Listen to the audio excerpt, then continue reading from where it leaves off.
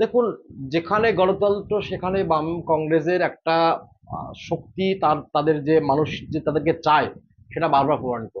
যে আপনি আজকে যেটা মুর্শিদে দৌলতাবাদ নিয়ে যেটা বললেন, সেটা 8 বছর কোর্ট নির্দেশ।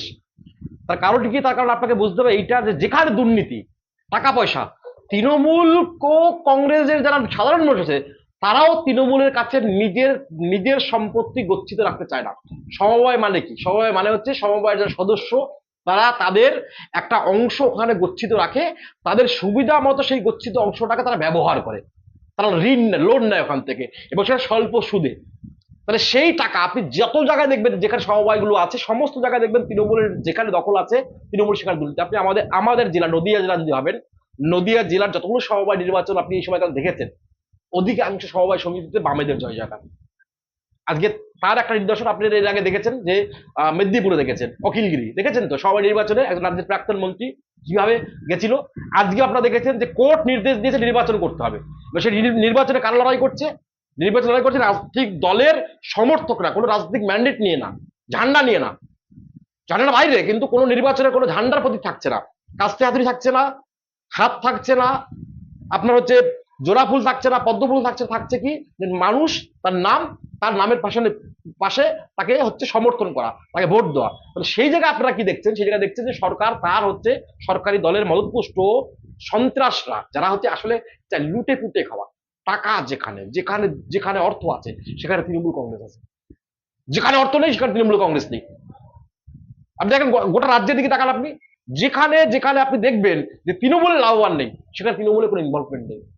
ফলে এইটা গোটা রাজ্যে, ফলে আজকের এই লড়াই মানুষের লড়াই। এবং আমি আপনাদেরকে এটুকু বলতে পারি, এই লড়াইটা একটা সিম্বল, এই কারণে সিম্বল। আপনি আমাদের রাজ্যের নির্বাচন গুলো যদি আপনি দেখেন, আপনি দেখবেন 2011 সালের পরপর নির্বাচন গুলো দেখুন। 13 সালের নির্বাচন, পঞ্চায়েত নির্বাচন, 18 সালের নির্বাচন, 19-এর নির্বাচন, 24-এর নির্বাচন, 21-এর নির্বাচন। আপনি কি দেখেছেন? নির্বাচন মানে সন্ত্রাস। 13 সালের পঞ্চায়েত নির্বাচনে আমাদের মনে নেই তো, আমাদের বিষয়ে দক্ষিণ 24 পরগনার উষা দাস, দেবু দাস, তাদেরকে খুন করে দিয়েছিল।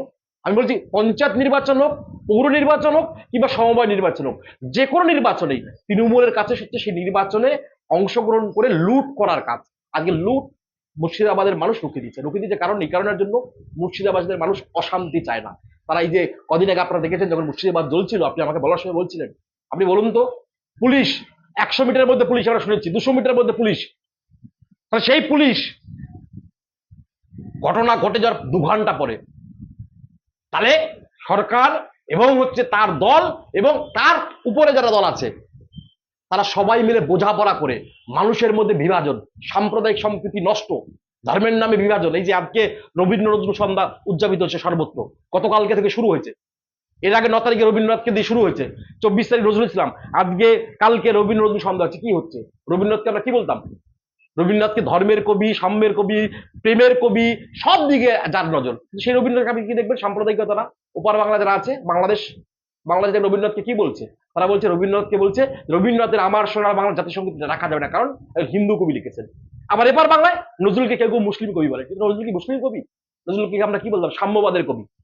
তাহলে একজন সাম্যবাদের কবি, আর একজন সার্বিক সার্বিক সব সমাজতন্ত্র থেকে শুরু করে সব দিক দিয়ে যার একটা নির্দেশ, রাজনীতি, অর্থনীতি, দর্শন, প্রেম, ভালোবাসা, যার সব দিকে একেবারে, যার একেবারে কি বলবো, প্রতিটা রন্ধ্রে রন্ধ্রে শিরায় সে যার অবস্থান, যাকে দেখে আমরা ছোটবেলায় কি বলতাম? আমরা ছোটবেলায় রবীন্দ্র নজরুলের প্রেমে পড়তাম।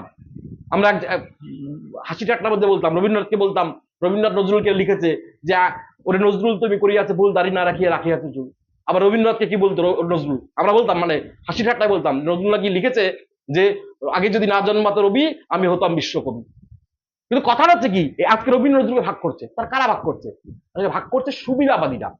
রবীন্দ্রনাথ তো বলেছিল যে ধর্ম রাজনীতিকে একসাথে মেলাবেন না, সর্বনাশ হয়ে যাবে মানুষের। সেই কথা জ্যোতি বসু বলেছে, সে কথা বুদ্ধদেব ভট্টাচার্য বলেছে, সে কথা আমাদের ভারতবর্ষের বড় বড় রাজনীতিবিদ যারা সাম্প্রদায়িক সম্প্রীতিতে বিশ্বাস করে তারা বলেছে। আপনি মুর্শিদাবাদের দাঙ্গার কথা বললেন, কিন্তু মুর্শিদাবাদের দাঙ্গাকে নিয়েই কলকাতা হাইকোর্টের নির্দেশে সিট গঠন হয়েছিল, এবং সেই সিটে দেখা গেল তৃণমূল কাউন্সিলরের মদত রয়েছে এবং সেখানকার লোকাল বিধায়কের মদতে গোটা দাঙ্গা চলেছে। এটাকে কি আমি কি বলবো, যতগুলো সিট হয়েছে কোনো সিটের সমাধান তৃণমূল আজ পর্যন্ত করেছে? 2011 সালের পরে তৃণমূল কংগ্রেস বলেছিল যে বামপন্থীদেরকে জেলে পুরবে, সমস্ত কমিশন বের করবে, সিট গঠন হয়েছে। সিট আসলে তৃণমূলের মাথায় এখন সিটের আর একটা অর্থ আছে।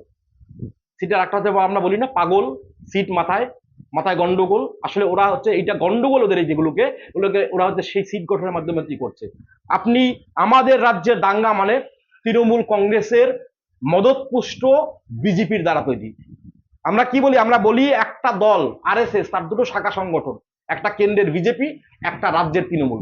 এই রাজ্যের তৃণমূলকে কেন্দ্রের বিজেপি কখনোই চাইবে না এ রাজ্যের কংগ্রেস, এ রাজ্য থেকে তৃণমূল কংগ্রেস সরে যাক। তার কারণ তৃণমূল কংগ্রেস থাকা মানে আরএসএস এর জমি বিস্তার হওয়া। বিজেপি এ রাজ্যে আসবে না, বিজেপি বুঝে গেছে।